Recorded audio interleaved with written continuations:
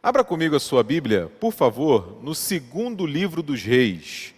Segundo livro dos Reis, capítulo de número 6, é o texto que vai nos orientar nessa noite, na nossa reflexão sobre a palavra do Senhor. Segundo livro dos Reis, capítulo 6, eu farei a leitura dos versículos 1 a 7 e você acompanha na sua Bíblia, por gentileza. Segundo livro dos Reis, capítulo 6, diz assim a palavra do Senhor. É a página de número 346 do Antigo Testamento, nas Bíblias que a gente utiliza aqui na igreja. Diz assim o texto: Disseram os discípulos dos profetas a Eliseu: Eis que o lugar em que habitamos contigo é estreito demais para nós. Vamos, pois, até o Jordão, tomemos de lá cada um de nós uma viga e construamos um lugar em que habitemos. Respondeu ele: Ide. Disse um: Serve-te de ires com os teus servos. Ele tornou: Eu irei. E foi com eles. Chegados ao Jordão, cortaram a madeira. Sucedeu que, enquanto um deles derrubava um tronco, o machado caiu na água.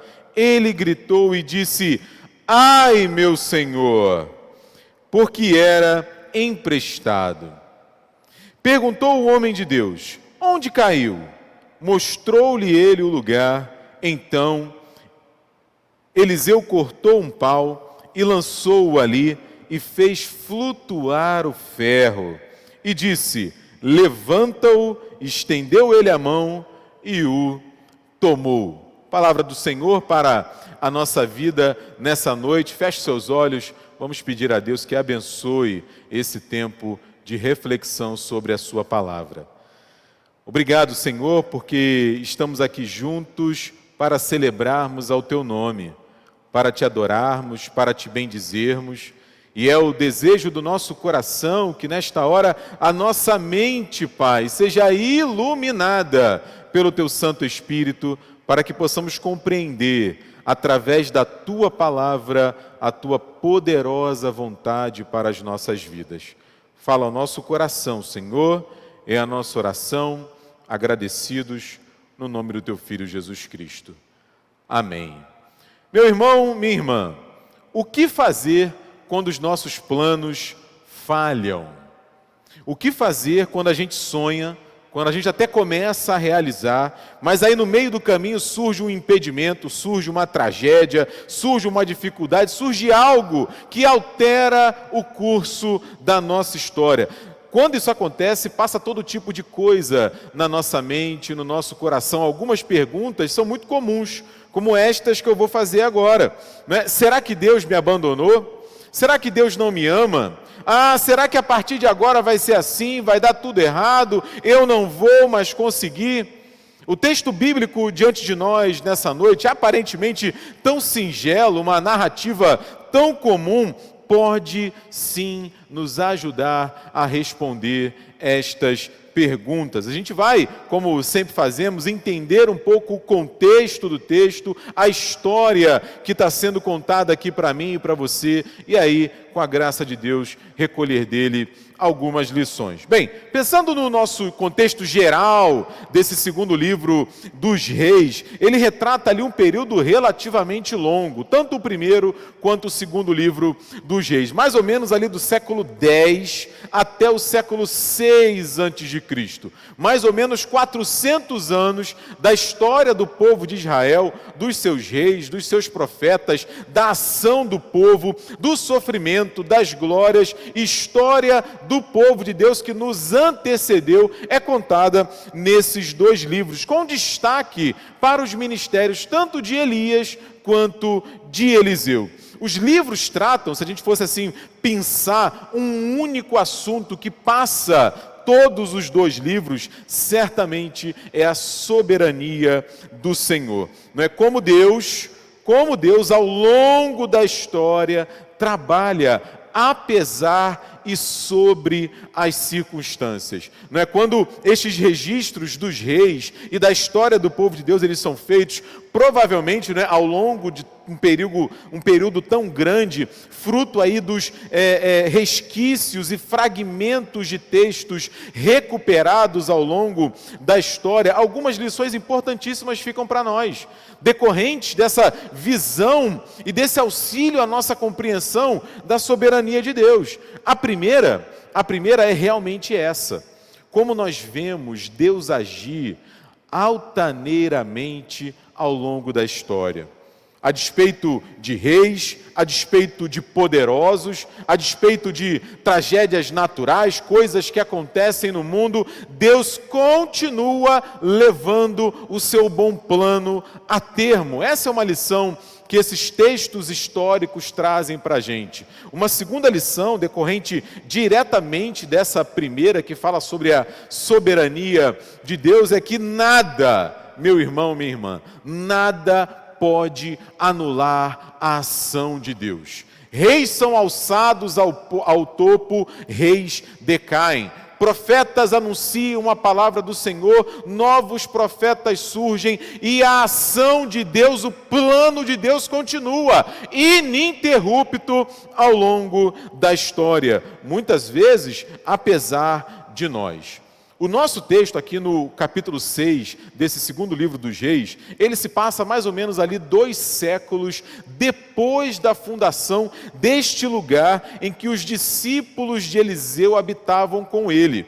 Esse lugar que o versículo 1 que nós lemos se refere, era uma escola de profetas, muito provavelmente fundada pelo Samuel, aquele mesmo Samuel, profeta, rei e sacerdote, que viveu ali cerca de 200 anos antes do Elias e do Eliseu. A gente encontra essa história no primeiro livro de Samuel. Aqui está, não é, o que pode ser, aquilo que foi o primeiro seminário, primeiro lugar chamado de casa de profetas, para preparar aqueles que se sentem vocacionados ao ministério pastoral. E é com Elias e com Eliseu que essa casa ela encontra um lugar de uma espécie de resistência à apostasia, ao abandono da fé que passa a ocorrer, sobretudo no Reino do Norte, cuja capital é Samaria, e Elias e Eliseu foram enviados como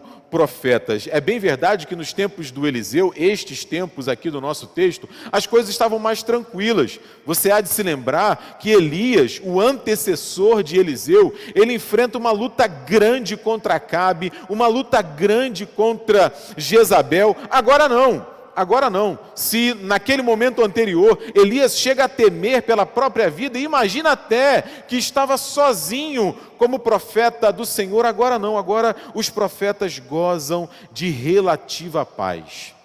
Tanta paz que o número de alunos vai aumentando. Novos rapazes chegam no intuito de se prepararem para se tornarem também profetas, para exercerem o ofício profético. O aumento é tão grande que o lugar não cabe mais. A gente vê isso no texto, eles têm que construir, têm que aumentar o espaço. Na verdade, uma nova escola precisa ser construída. O lugar escolhido é ali próximo ao Rio Jordão. E os próprios estudantes, diz o texto, tomam a iniciativa de irem até lá, cortar madeira e começar aquela obra, certamente com o auxílio, com o amparo, com a orientação de Eliseu, o mestre, o profeta. Deixando ali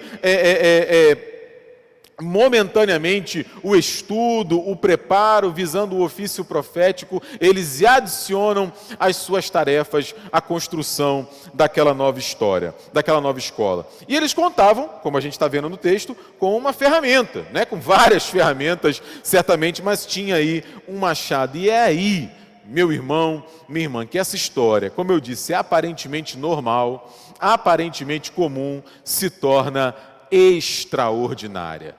se torna extraordinária, porque naquela ação ali de cortar o tronco da madeira, a lâmina se desprende do tronco, eles estavam próximos ao rio, a lâmina cai no rio, e aí, meu irmão, minha irmã, veja, isso era tão comum, que havia até na lei mosaica, lá em Deuteronômio capítulo 19, no versículo 5, uma previsão para que se um acidente acontecesse decorrente dessa ação, né, aquele que causou o acidente seria, de alguma maneira, protegido. Pela graça de Deus, dessa vez, nada aconteceu. De qualquer maneira, com aquele acidente, o trabalho ele sofre uma interrupção. Aquele que usava o machado, ele se desespera, porque a ferramenta era emprestada. E naquele momento da história, né, a gente está falando aqui de 3.000 anos atrás, além de muito cara, era muito rara. Certamente o homem que perdeu a lâmina do machado ali ficou um tanto quanto cheio de culpa. Ele não pestaneja.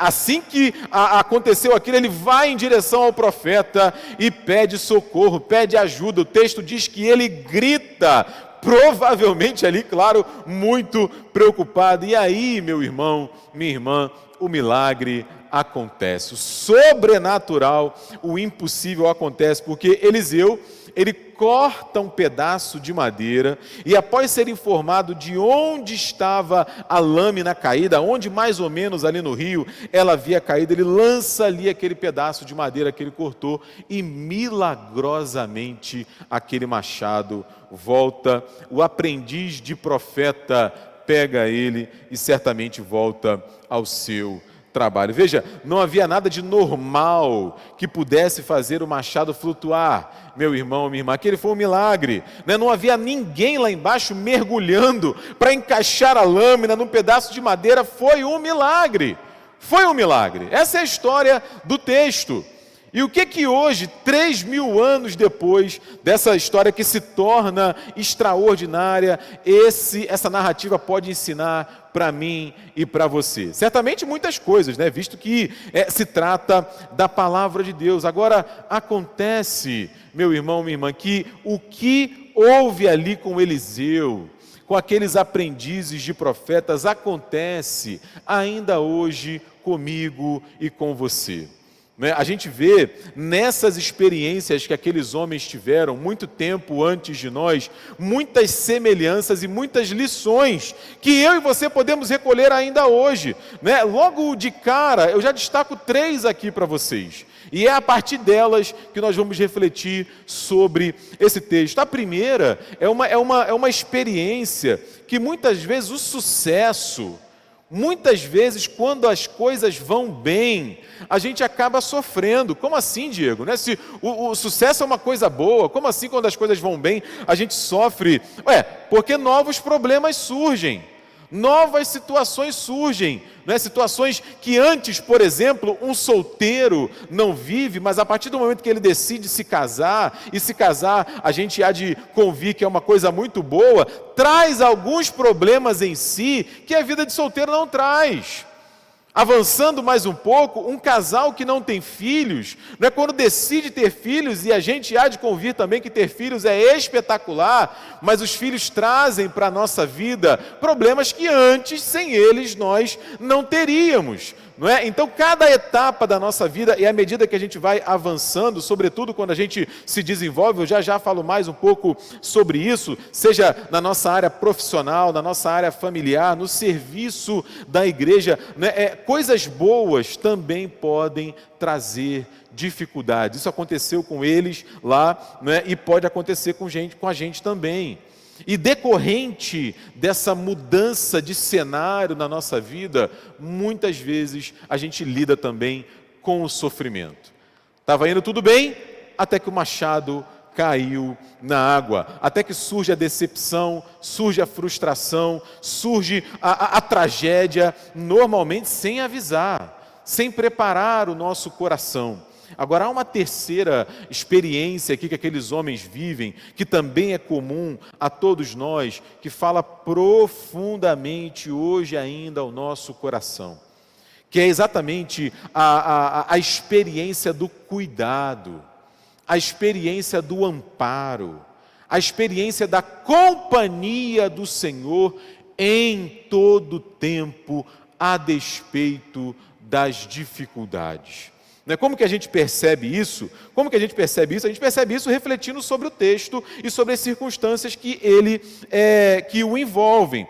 Porque, como a gente viu, a escola estava gozando de um tempo de relativa paz, a escola de profetas, o número de alunos está aumentando, aumenta tanto a ponto que fica impossível compor, guardar todos eles ali. Isso acontece, como eu disse, comigo e com você também. Acontece comigo e com você também. À medida que a gente vai avançando na nossa vida, quando a gente decide, como eu falei, formar uma família, lutar por uma boa formação escolar, servir a Deus com mais intensidade, com mais conhecimento, os aprendizes de profeta, diante do pouco espaço disponível, resolveram construir uma outra escola, uma escola maior. E é bem verdade que a experiência da dor e do sofrimento, da frustração, ela está longe de vir apenas do sucesso. Ela pode vir também do sucesso, mas está longe de vir apenas do sucesso. Na verdade, a gente vive crise em todo momento da nossa vida. Está tudo bem, está tudo caminhando tranquilamente, de repente chega um diagnóstico que nos abala. As coisas estão caminhando tranquilamente, estamos fazendo planos, estamos nos preparando, e aí vem a falta de emprego, vem a dificuldade nos nossos relacionamentos. Aliás, às vezes a vida, dependendo das circunstâncias, se torna tão dura que a gente chega até a imaginar ou ter dificuldade de perceber o sentido que existe nela. A gente chega a desesperar da própria vida. Isso acontece com Elias, o profeta que antecede Eliseu. Ele chega num momento de esgotamento tão grande que ele chega a pedir a Deus que tire a sua própria vida. Louvado seja Deus que providenciou, mostrou ali para o profeta um caminho de salvação. No caso dos discípulos de Eliseu, no texto aqui diante de nós, tudo caminhava bem, mas o machado que era emprestado cai no rio. Veja, não é assim com a gente também? É assim com a gente também. A gente aproveita as oportunidades e aí somos surpreendidos. A gente está caminhando com a vida, eu insisto nisso, a gente quer crescer e aí o mundo desaba sobre a nossa cabeça. A gente parece que o chão se abre e nós não encontramos saída. O futuro fica meio que incerto e a gente fica amedrontado. Às vezes até o convívio dentro de casa se torna um martírio. Nessas horas, meu irmão, minha irmã, parece que o nosso machado ele cai no rio também. E aí? O que fazer? Entendi, Diego. Às vezes os planos falham. E agora? O que eu faço? Qual é a indicação? Qual é o caminho que a palavra de Deus nos dá? Um primeiro ponto aqui para a gente refletir é a gente lembrar aquilo que o Paulo diria no futuro daqueles profetas. O Paulo, lá em Romanos, capítulo 8, versículo 28, inclusive é o texto que nós estamos estudando nesse período, lá no nosso estudo bíblico, às sextas-feiras, ele diz o seguinte, a gente precisa se lembrar. O Paulo diz, sabemos que todas as coisas cooperam para o bem daqueles que amam a Deus, daqueles que são chamados segundo o seu propósito. Veja, meu irmão e minha irmã, nós podemos não saber muita coisa, podemos ter dúvidas, podemos ter questões sobre muitas coisas da realidade, sobre a gente mesmo, mas uma coisa o apóstolo Paulo diz que a gente sabe. Iluminados pelo Espírito Santo de Deus, a gente sabe. E a gente sabe o quê? Que todas as coisas cooperam para o bem daqueles que amam a Deus. Daqueles que foram chamados segundo o seu propósito bom, divino e eterno. O reverendo Timothy Keller, comentando esse texto do apóstolo Paulo, ele chama a atenção para a gente do seguinte: a questão aqui no texto não é tanto que as coisas em si elas sejam boas. Perder o machado para aquele homem não foi uma coisa boa. Uma doença, uma notícia ruim que nos chega, a perda do emprego, a dor no coração, a dor da alma, não são coisas boas, é claro que não. O que Deus faz é que, o que o texto está dizendo é que Deus, na sua soberania, através dessas realidades, nem sempre boas, Ele também trabalha. Ele também trabalha. É isso, Ele também faz com que elas cooperem para o nosso bem. Foi assim, por exemplo, com José. Você há de se lembrar de José, vendido pelos seus irmãos, ali corrido ali numa fraude, tendo sofrido ali uma fraude pela mulher de Potifar, uma grande mentira, esquecido na prisão, enfim, já vou contar aí um spoiler do final da história dele, lá em Gênesis 50, 20, ele diz: vocês, meus irmãos, intentaram o mal contra mim, mas Deus tornou o mal em bem. Deus tornou o mal em bem. Foi isso, por exemplo, que a morte de Jesus na cruz, uma coisa terrível, fez por mim e por você. A morte de Jesus na cruz possibilitou a sua ressurreição, a sua ascensão aos céus, o derramamento do Espírito Santo. E aí lá no Apocalipse, no capítulo 21, no versículo 5, o apóstolo João registra: aquele que está sentado no trono, aquele que morreu humilhado, hoje está assentado no trono. Ele diz: eis que faço novas todas as coisas. Eis que faço novas todas as coisas. Uma coisa terrível, a morte de Jesus abriu caminho para coisas extraordinárias de Deus. As atitudes dos alunos daquela escola, então, nos ajudam ainda hoje a lidar com a crise, a lidar com a frustração, confiando exatamente nesse Deus retratado nesses livros históricos que nós estamos conversando aqui.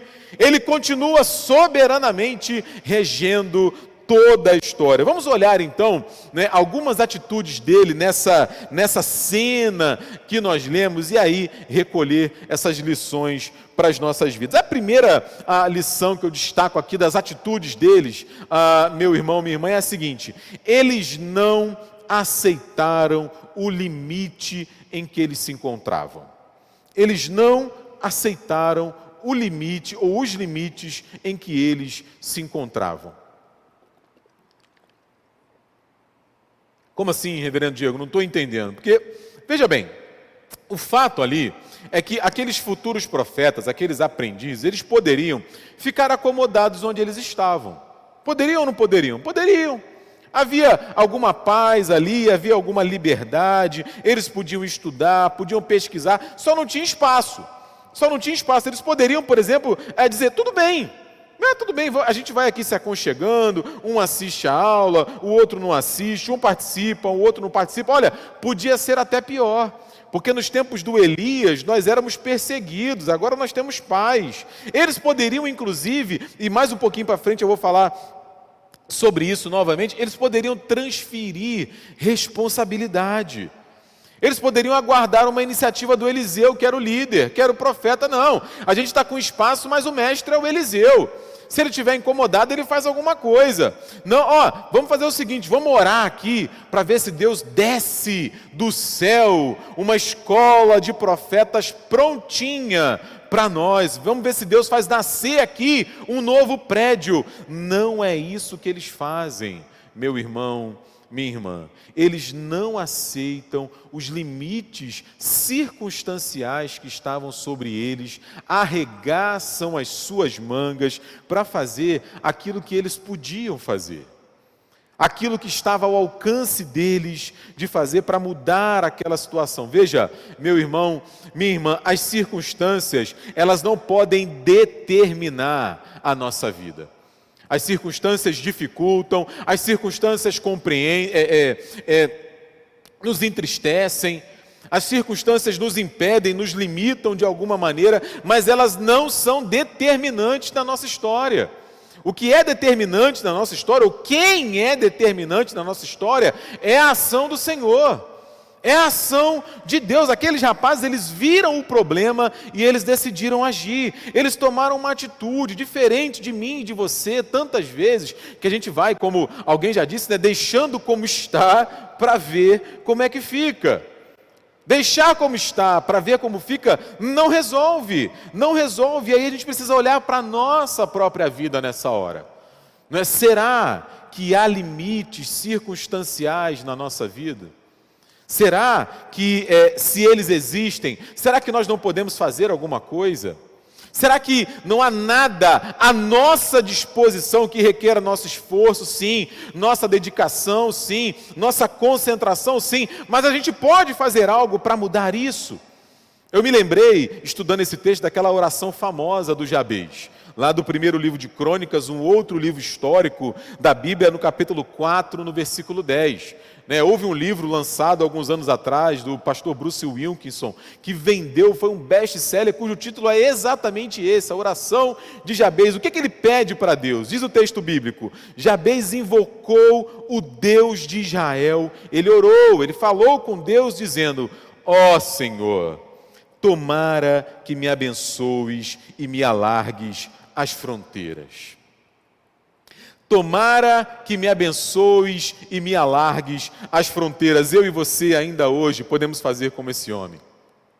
Podemos fazer como aqueles jovens profetas. A gente não precisa se conformar com os limites que as circunstâncias impõem sobre a nossa vida, porque sempre haverá dificuldade, sempre haverá algum limite, mas nós podemos pedir a Deus que nos ajude a enxergar a realidade com os olhos dele. E se for da vontade dele, alargarmos as nossas tendas. O que os profetas podiam fazer era cortar madeira, e eles foram fazer isso. O que eu e você podemos fazer? O que eu e você podemos fazer? Porque Deus nos chama a agir, Ele age também. Deus trabalha, Jesus Cristo trabalha e nos chama a trabalhar também. Veja, só quem podia fazer o machado flutuar na força do Espírito Santo que habitava por medida no profeta era o Eliseu. Aos rapazes cabia cortar a madeira. E aí mais uma vez eu pergunto a mim, a você, o que cabe, meu irmão, minha irmã? O que cabe a mim para que eu cuide melhor da minha família? O que cabe a mim para que eu cuide melhor do meu trabalho, para que eu seja um profissional melhor, um pai melhor, um amigo melhor, um irmão melhor, um marido, uma esposa melhor. O que está nas nossas mãos que nós podemos fazer fortalecidos por Deus? E veja, para que eu me faça entender, eu faço questão de fazer essa observação, eu não estou falando aqui de perfeição, meu irmão, minha irmã. O texto não está falando para a gente de gente perfeita. O que nós estamos falando aqui é de serviço e de disposição, de dedicação, porque ao longo da história, Deus age dessa maneira. Deus poderia, por exemplo, sozinho criar um povo para si mesmo, mas Ele chama Abrão para trabalhar com ele e faz daquele homem imperfeito pai de uma grande nação. Deus poderia sozinho permanecer reinando sobre Israel, mas Ele chama homens como Saul, como Davi, como Josias, como Ezequias e tantos outros. Uns vão bem, outros não vão, porque somos limitados e Deus continua nos chamando. Deus poderia sozinho ensinar o seu caminho e a sua palavra ao seu povo, mas Ele chama homens, chama mulheres, profetas, profetisas, para continuar a compartilhar o seu amor.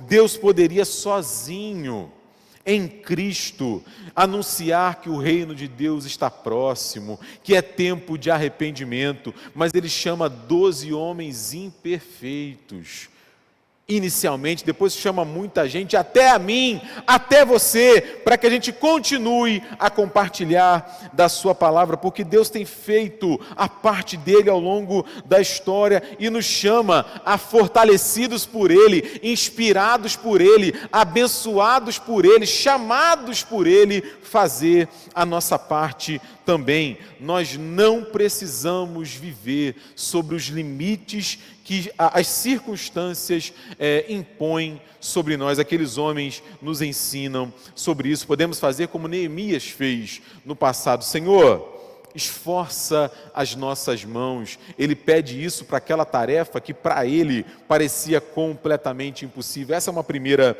lição. Há uma segunda lição, quando a gente percebe na atuação deles, que eles sabiam, e aí eu vou usar um clichê aqui, muito famoso, você já deve ter ouvido, eles sabiam que nenhum de nós Meu irmão, minha irmã, nenhum de nós é tão bom quanto todos nós juntos. Nenhum de nós é tão bom quanto todos nós juntos. Essa frase, ela é de uma autoria incerta. Supostamente um dos seus autores foi o homem que alavancou o McDonald's a uma empresa mundial, o Ray Kroc, né? Mas não é certo isso. Mas a ideia aqui é simples. A ideia é simples, né? Todos precisamos de ajuda. Todos precisamos de ajuda. Lamentavelmente, muitas vezes, a gente tem a tendência de achar que pode dar conta de tudo sozinho, que a gente é capaz, que a gente é autossuficiente, que na verdade a gente nem precisa de ninguém para atrapalhar a gente. Não, né? O texto no versículo 3 mostra que os aprendizes vão juntos para fazer aquela obra. Não apenas eles vão sozinhos, mas o Eliseu, o mestre, acompanha eles. E a história do povo de Deus é assim. Eu acabei de me referir, agora há pouco, construída a muitas mãos. Uma vez a minha sogra, a dona Ana, que você conhece, ela me disse isso. Nós estávamos conversando e ela me disse: Diego, ninguém constrói nada sozinho. Ninguém constrói nada sozinho, todo mundo precisa de ajuda. Alguém abre uma porta, alguém dá uma dica, alguém ajuda no sustento. Veja, não é sábio dispensar ajuda. Não é sábio pensar-se autossuficiente.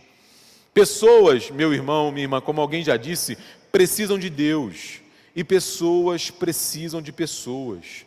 Eu ouvi um pastor falar uma vez, num sermão que ele pregava, sobre a dificuldade de atender as pessoas na igreja. Muitas vezes é muito difícil, porque os casais, as pessoas com problema no trabalho, alguma dificuldade, muitas vezes só vão procurá-lo quando o leite derramou, quando é muito difícil resolver, quando praticamente não tem mais jeito. Ele diz, parece até que às vezes que o pastor é um super-homem. Por que ali é o primeiro indício de necessidade, de ajuda? Quando os problemas começam a surgir, por que as pessoas não procuram ajuda? Por que há ali uma demora em buscar alguém que acompanhe, que oriente, que auxilie? Nós somos assim. Nós somos assim. E a gente muitas vezes se esquece que Deus nos ajuda o tempo todo. E o tempo todo Ele está enviando gente para partilhar conosco da caminhada. Na linguagem bíblica, diz lá o autor do Eclesiastes, é melhor serem dois do que um. É melhor serem dois do que um, porque tem melhor paga do seu trabalho. Porque se um cair, o outro levanta. Ai, porém, do que estiver sozinho. Porque não haverá quem o levante se ele cair. O próprio Cristo faz isso. Meu irmão, minha irmã, eu acabei de falar, ele partilha do ministério dele com os discípulos. Quando chega no momento final do seu ministério entre nós, ele chama a companhia dos discípulos, ele pede que os discípulos vigiem com ele. Quando ele está carregando a sua cruz, o Simão, o sirineu, ajuda-o a levar aquela cruz. Os profetas, eles se ajudaram. O Eliseu ajudou aquele que perdeu o machado. Nós podemos ajudar uns aos outros. Deus nos ajuda, meu irmão, minha irmã, em todo tempo. Essa foi uma segunda lição que eu recolhi aqui do texto. Uma terceira lição, que eu já até cheguei a comentar no final, é que esse texto mostra para a gente, dentre tantos na Bíblia, que ninguém está livre da tragédia. Ninguém está livre da tragédia. Ninguém está livre do falhar dos seus planos. Veja, lamentavelmente, há no meio cristão, já há algum tempo, aquilo que tem ficado conhecido como a teologia da prosperidade, que é um tremendo equívoco. De forma resumida, ela ensina o seguinte: se você for um bom menino, uma boa menina, se você cumprir ali e obedecer à vontade de Deus direitinho, se você entregar o dízimo, entregar a oferta, e isso é muito importante, viu? Não se preocupe, tudo vai dar certo na sua vida. Deus vai abrir as comportas do céu e você vai ser ricamente abençoado materialmente. Materialmente. E aí, no caminho, vão se deturpando textos bíblicos, tirando-os dos seus contextos, ignorando, por exemplo, que o dia mau, ele pode chegar para qualquer um de nós. O dia mau pode chegar para qualquer um de nós. Aqueles homens, eles eram aprendizes de profeta. O Eliseu estava com eles, a gente presume que eles estavam ali fazendo coisas boas, cumprindo a vontade de Deus, né? Ainda assim o machado se perdeu. A tragédia, a perda, o grito desesperado, ele não foi impedido, ainda que aqueles homens estivessem fazendo uma coisa boa. Conosco, meu irmão, minha irmã, não é diferente. O sol de Deus, ele nasce sobre bons e maus. A sua chuva cai sobre justos e injustos. Eu lembrei agora há pouco, todas as coisas cooperam para o bem. E todas as coisas são todas mesmo. Ainda que a gente não entenda, que a gente não aceite, que estejam fora dos nossos planos, que não seja a nossa vontade, a gente precisa, com a força do Espírito Santo em nós, crer que Deus está atuando na história. Então, recapitulando, a gente já viu 3 lições. Eles não aceitaram o limite circunstancial em que eles se encontravam. Eles entenderam que estar juntos era muito melhor do que agir sozinho.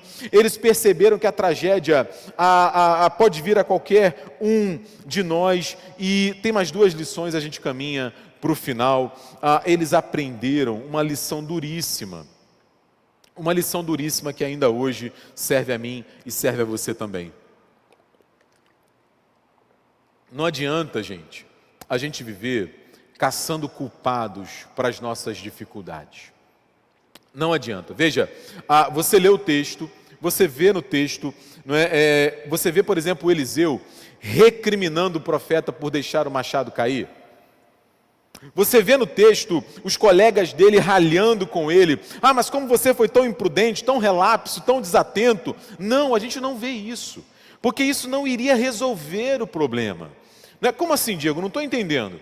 Então está tudo bem, o erro, a dificuldade, a gente não pode conversar, nada pode ser dito. Não é isso que eu estou dizendo. O que eu estou dizendo é o seguinte: a gente precisa conversar sim, entender o que aconteceu sim, responsabilizar quem tem responsabilidade sim, mas com o intuito sempre de aprender, de melhorar, de avançar, de vencer aquela etapa anterior, de crescer, de ser diferente. Meramente culpabilizar, e a gente vive um tempo assim, de culpa, como diria o Homer, um ícone da cultura pop do nosso tempo, se a culpa é minha, eu ponho ela em quem eu quiser. A gente vive esse tempo, não adianta. E aí a gente vê no texto, e um dos comentaristas que eu pesquisei, ele fala isso, eu achei muito legal, que o Eliseu, ele pede que o profeta, aprendiz ali que perde o machado, mostre aonde o machado caiu. Aonde caiu? E esse texto fala para a gente assim, aonde que a gente deixou o nosso machado cair? Qual é o nosso lugar de arrependimento? Qual é o nosso lugar de recomeço? Para que a gente reescreva a nossa história sem precisar acusar os outros, acusar a Deus e muito menos acusar a nós mesmos. Não adianta a gente meramente culpabilizar os outros. E finalmente uma última lição que esse texto nos traz e que eu destaco aqui nessa noite com vocês, é que aqueles homens aprenderam que mesmo diante da maior dificuldade nós não precisamos desistir. Nós não precisamos desistir. O machado era emprestado, ferro não flutua, Provavelmente, a gente infere isso do texto, o lugar em que a lâmina caiu não poderia ser acessado através de mergulho ou coisa parecida. O jovem profeta aqui usava o machado, fica assustado, grita quase que desesperado, mas ele não desiste. Ele não desiste, ele vai buscar ajuda em Eliseu, e foi exatamente, ele foi exatamente em busca de quem podia fazer alguma coisa, porque o Eliseu, naquele momento da história, ele era o representante de Deus na terra. No passado a gente vê Deus falando isso várias vezes, por exemplo, Isaías, lá no texto de Isaías 49, do versículo 14 ao 16, ele registra isso. Olha, o meu povo Sião diz muitas vezes, o Senhor me desamparou, o Senhor se esqueceu de mim, eu vou desistir, não tem mais jeito. E aí Deus responde no versículo 15 de Isaías 49, vem cá, será que uma mulher pode se esquecer do seu filho que ainda mama? Olha, ainda que ela se esqueça, eu, o Senhor, todavia jamais me esquecerei de ti. Deus não se esquece de nós, Deus não nos abandona jamais, meu irmão, minha irmã. E Jesus Cristo na cruz é exatamente a prova inconteste desse amor imensurável. A ressurreição dele, a ascensão dele aos céus, o derramar do seu Espírito enchendo a igreja, é a confirmação de que nós não precisamos desistir, nós podemos seguir em frente, ainda que a situação seja difícil, ainda que pareça que os planos falharam, ainda que tudo aos nossos olhos tenha se perdido, nós sempre podemos recorrer a Deus. O que fazer quando os nossos planos falham? O que fazer quando as coisas saem dos trilhos? Nós somos chamados a confiar em Deus. Meu irmão, minha irmã, sabendo, em primeiro lugar, que auxiliados por Ele, nós podemos crescer.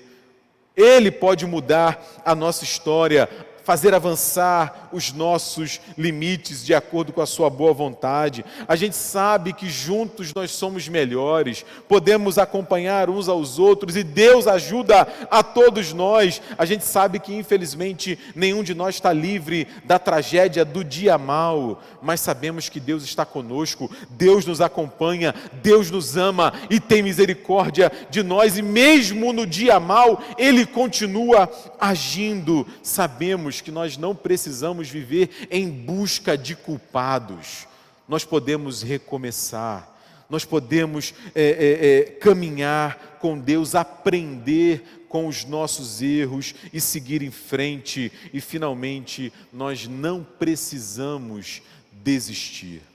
Que Deus te abençoe, meu irmão, minha irmã. E se nós estamos vivendo de alguma maneira um tempo de decepção, de frustração, que essa história, esse milagre extraordinário encha o nosso coração de esperança. Que Deus te abençoe, uma noite abençoada para você, em nome de Jesus. Amém.